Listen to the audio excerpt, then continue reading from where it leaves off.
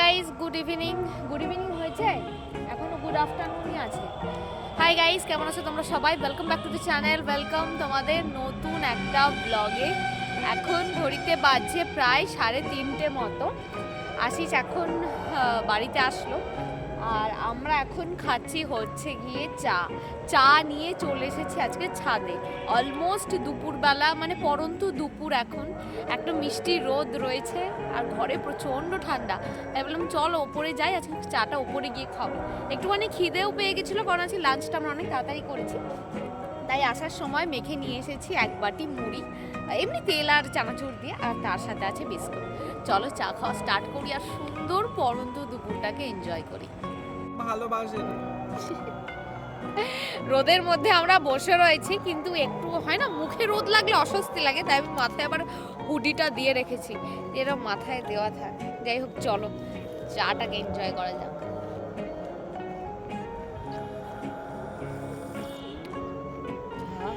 চিনিটা একটু বেশি আছে, দারুণ লাগছে, দারুণ সুন্দর রোদ, সুন্দর রোদ। খাবা কি খাবেন? যাই হোক, আমরা বসে বসে এখানে একটুখানি আড্ডা দেবো। আর সব পোকা, যাই হোক সাথে থাকো।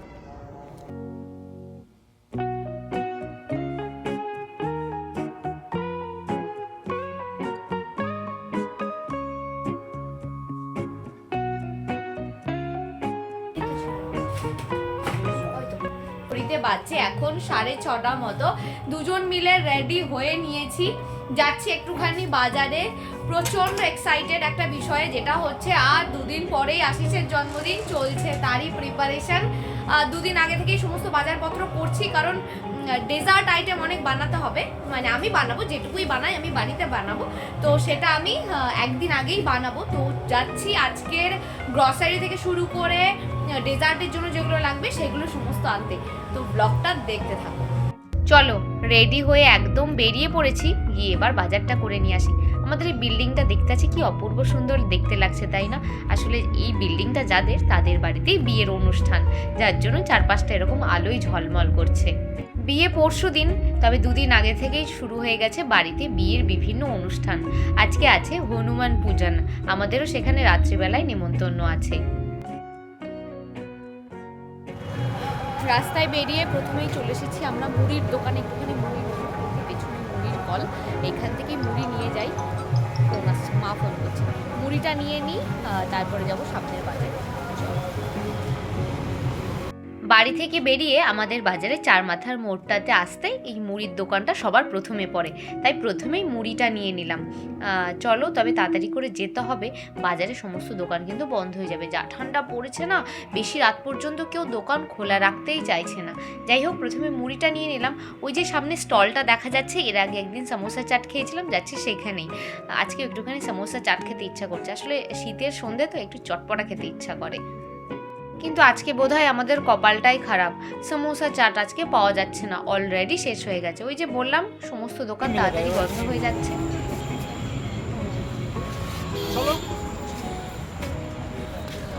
বাড়ি থেকে মা আমাকে একটা গরম মশলা বানিয়ে দিয়েছিল, সেইটা হচ্ছে শেষ হয়ে গেছে। এখন আমরা খুঁজি এভারেস্টের গরম মশলা, কিন্তু এখানে এভারেস্টের গরম মশলা নেই। পেছনে এত দোকান সমস্ত খুঁজলাম, কোথাও এভারেস্টের গরম মশলা নেই। এখানে যে গরম মশলাটা না, একদম অন্যরকম টেস্ট, খাবারের টেস্টটাই চেঞ্জ হয়ে যায়। সমস্যায় পড়ে গেছি, একদম ওই পারে যাবো, ও আচ্ছা এইদিকে যাবো। চলো, এই হয়।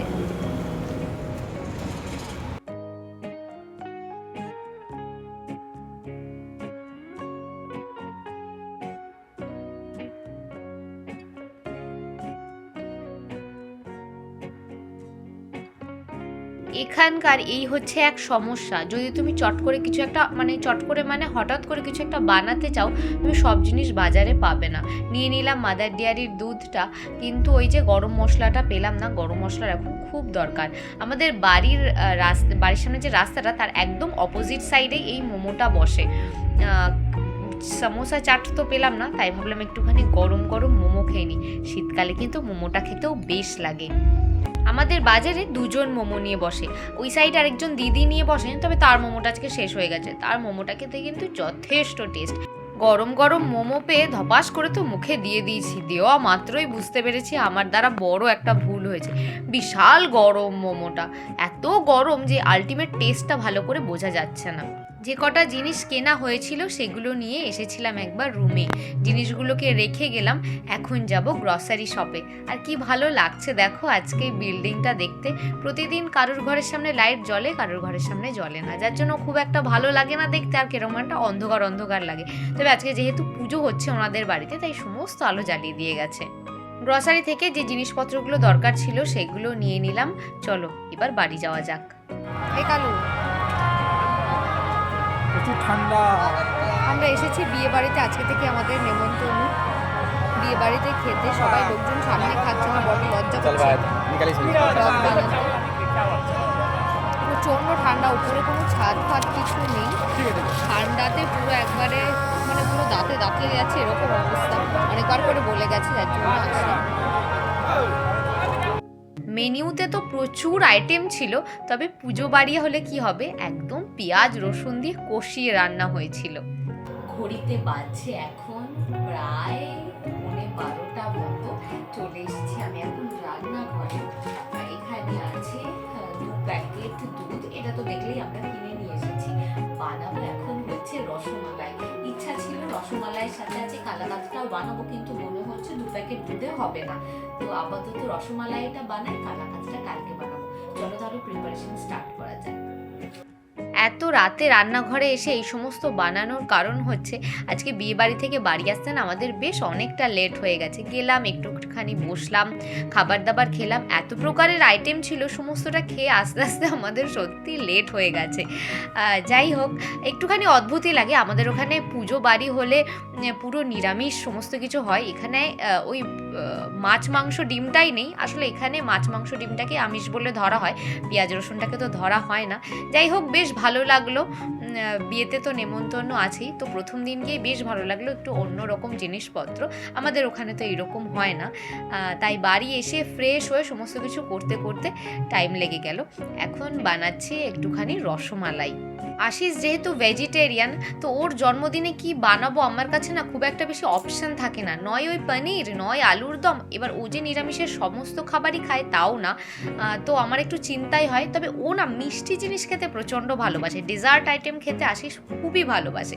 তো আমি ভাবলাম যে যেটা ভালোবাসে তাকে সেটাই করে খাওয়ালে তার হয়তো বেশি ভালো লাগবে, সেই জন্য আমি বেশি করে ফোকাস করেছি ডেজার্টের দিকে। বানাচ্ছি আজকে রসমালাই, আরও কিছু মিষ্টি বানানোর ইচ্ছা আছে। যেহেতু এগুলো বাড়িতে মানে বাইরে পাওয়া যাবে না, তাই আমি বাড়িতেই বানাচ্ছি। আমি এখানে টোটাল 2 লিটার মতো দুধ নিয়েছি। 1 লিটার দুধটাকে আমি প্রথমে খুব ভালো করে ফুটিয়ে নিয়েছি। এইবার লেবুর রস নিয়েছি, একটা গোটা লেবুর রস নিয়েছি, তার সাথে 1 চামচ মতো জল অ্যাড করেছি। অল্প অল্প করে দুধের মধ্যে দিয়ে ওটাকে ভালো করে মিক্স করে দিচ্ছি। অন্যদিকে আমি রসমালাইয়ের যে মালাইটা হবে সেই দুধটাকে একদম ক্ষীর বানানোর জন্য একদম লো টু মিডিয়াম ফ্লেমে বসিয়ে রেখেছি। ছানাটা এখানে আমার খুব সুন্দরভাবে রেডি হয়ে গেছে, আর 1 লিটার দুধে কিন্তু বেশ অনেকটা ছানা বেরিয়েছে। আমি যেহেতু ফুল ক্রিম দুধ নিয়েছিলাম, তাই ছানাটাও কিন্তু বেশ সফট হয়েছে। ছানার এই জলটাতে তো প্রোটিনে ভরপুর, এটাকে যদি রেখে দেওয়া যায়, এটা তরকারিতে বা হচ্ছে আটা মাখার সময়, ময়দা মাখার সময় এটা কিন্তু ইউজ করা যেতে পারে। আমার যেহেতু রাখার এই মুহূর্তে জায়গা নেই, এই জন্য আমাকে ফেলে দিতে হলো। একবার ছানাটাকে না প্লেন জল দিয়ে আমি ধুয়ে নিলাম, তাহলে লেবু দিয়ে যে ছানাটা কেটেছিলাম, লেবুর সেই টক ভাবটা বা লেবুর গন্ধটা কিন্তু ছানা থেকে একদম চলে যাবে।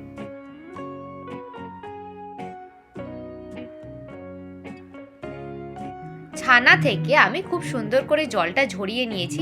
ওপর থেকে না 1/2 টেবিল স্পুন মতো আমি কর্নফ্লাওয়ার দিয়ে দিলাম। এতে রসমালাইয়ের যে রসগোল্লাটা বানাবো সে টেক্সচারটা প্রচণ্ড ভালো আসবে। এবার হাতের এই তালুটা দিয়ে খুব ভালো করে ডলে ডলে আমি ছানাটাকে মেখে নিচ্ছি একদম সফট হওয়া পর্যন্ত। ওদিকে আশিস বিছানাতে শুয়ে শুয়ে আমাকে উল্টো পাল্টা বলেই চলেছে, বলছে এত রাতে আমার মাথা খারাপ হয়ে গেছে, আমি মিষ্টি বানাতে স্টার্ট করেছি, আবার বলছে তোকে একটা দোকান খুলে দেবো, তুই সেখানে রাত জেগে জেগে মিষ্টি বানাবি, মিষ্টির দোকানে তো রাত জেগেই ওই রসগোল্লা ওই সমস্ত রেডি হয়, তুই এরকম রাত জেগে জেগে প্র্যাকটিস কর, তোকেও এরকম দোকান খুলে দেওয়া হবে। সুন্দর করে আমি ছানাটাকে মেখে নিয়েছি, এবার গোল গোল করে ওই রসগোল্লার শেপটা দিয়ে দেবো। সমস্ত রসগোল্লা আমার এখানে রেডি হয়ে গেছে, আর কি ভালো লাগছে দেখতে। এই সমস্ত মিষ্টি জিনিস বানাতে মানে বানাতেও ভালো লাগে, খেতেও ভালো লাগে। আজকে অনেক দিন পর আমি রসমালাই বানাচ্ছি, খুব ভালো লাগছে বিশ্বাস করো বানাতে। আর এই একটা কাপের ভর্তি আমি চিনি নিয়েছি, আর ওই কাপেরই মাপ করে আমি 4 কাপ মতো জল দিয়েছি। খুব ভালো করে জলটা যখন ফুটে যাবে একদম গ্যাসের ফ্লেমটা হাই করে আমি এই রসগোল্লাগুলো দিয়ে দিচ্ছি। এবার মিডিয়াম টু হাই ফ্লেমে আমি রসগোল্লাগুলোকে 15 থেকে 16 মিনিট ঢেকে কুক করে নেব। এদিকে এই সাইডে আমার ক্ষীরটাও অনেকটা দেখো দুধটা কমে পুরো 50% মতো হয়ে গেছে। এটা আরও কিছুক্ষণ হবে, তারপর চিনি অ্যাড করব। মাঝখানে একবার ঢাকনাটা খুলে দেখলাম, দেখো রসগোল্লাগুলো ফুলে একদম গোল গোল হয়ে গেছে। দাঁড়াও, রসমালাই হলে তো খাবই, আগে একটুখানি গরম গরম রসগোল্লা খেয়ে দেখি। বাড়িতে যখন থাকতাম বাপি হয়তো অনেক রাত পর্যন্ত বাইরে রয়েছে, ফোন করে দিতাম যে আসার সময় একটু দোকান থেকে গরম রসগোল্লা নিয়ে এসো। তো আমাদের ওখানে না সমস্ত কোথায় কি হয় আমি জানি না, তবে আমাদের ওখানের মিষ্টির দোকানগুলোতে রাত করে এরকম রসগোল্লা তৈরি হয়। আর গরম রসগোল্লার টেস্ট আমরা তো সবাই জানি কত সুন্দর হয়, প্রচণ্ড সুন্দর হয়েছে রসগোল্লাটা খেতে। আর যেহেতু গরম একদম সফট হয়ে রয়েছে, মুখে দিতেই পুরো না একদম মেল্ট করে গেল। রাত্রিবেলা রসগোল্লা খেতে এত ভালো লাগছে। তবে আশিস ঘুমিয়ে গেছে, আমার পেছনে দেখতেই পাচ্ছ মশারি টাঙানো রয়েছে। আশিস ঘুমিয়ে গেছে, ওর জন্য একটুখানি রেখে দেবো, ও পরে খাবে। প্রতিদিন রাত্রিবেলা একদম প্লেন দুধ না খেয়ে আমি খাই এই গোল্ডেন মিল্কটা। এর মধ্যে হলুদ আর তার সাথে আরও কিছু জিনিসপত্র দেওয়া থাকে, তবে আজকে যেহেতু এত রাত করে খাওয়া দাওয়া হয়েছে তাই এইটা পড়েই রয়েছে, আমি আজকে আর খাইনি। এদিকে রসগোল্লা আর যে ক্ষীরটা বানিয়েছি দুটোই একদম ভালোভাবে পুরোপুরি ঠান্ডা হয়ে গেছে, এবার জাস্ট মিক্স করার পালা।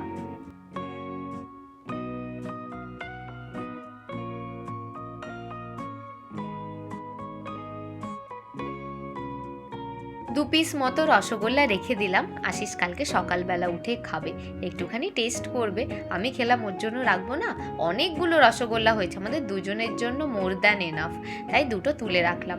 এখানে আমার খুব সুন্দর করে রসগোল্লাগুলো একদম ক্ষীরের মধ্যে ডুবে গেছে। চলো বাটিটা ধরে এবার ফ্রিজে রেখে দিই, কালকে আশিসকে দেব। রাত জেগে বানানো রসমালাই অবশেষে একখানে টেস্ট করছে আশিস। সত্যি কথা বলবি, দারুণ হয়েছে। আমি মাস্টার শেফে যেতে পেরেছি। হ্যাঁ এটা মাস্টার শেফ পেয়ে গেল পুরো 100 টাকা 150 টাকা। আচ্ছা ওখানে 5টা না 4টা আছে, একটা আমারও আছে, ঠিক আছে? হুম হুম করে খেয়ে ফেলিস না। দেখো একটু চেয়েছি বলে কেমন করছে। ফ্রিজে অনেক আছে, এক বড় জামবাটির 1 বাটি রসমালাই বানিয়েছে, 2 লিটার দুধ দিয়ে রসমালাই হয়েছে, আমরা দুজন খেয়ে শেষ করতে পারবো না। দে না, খেয়ে ফেলবি? ওর জন্মদিন অ্যাকচুয়ালি হচ্ছে কালকে, কিন্তু কালকের জন্য ও ওয়েট করছে না, দেখো কিভাবে খেয়ে ফেলছে। এই বিক্রি কর বাজারে। একটা জিনিস বানালে ওরম বলিস কেন বাজারে বিক্রি হবে, বাজারে 30 টাকায় বিক্রি হবে, 40 টাকায় বিক্রি হবে, বলিস কেন? আমি ভালোবেসে তোর জন্য বানিয়েছি, তোরই বাজারের লোকের জন্য বানাবো। আমি ক্যামেরাটা বন্ধ করে একটু খাই, নাহলে না গোটাটা খেয়ে ফেলবে। ও যা বুঝতে পারছি বিষয়, কালকে পর্যন্ত আর টিকবে না।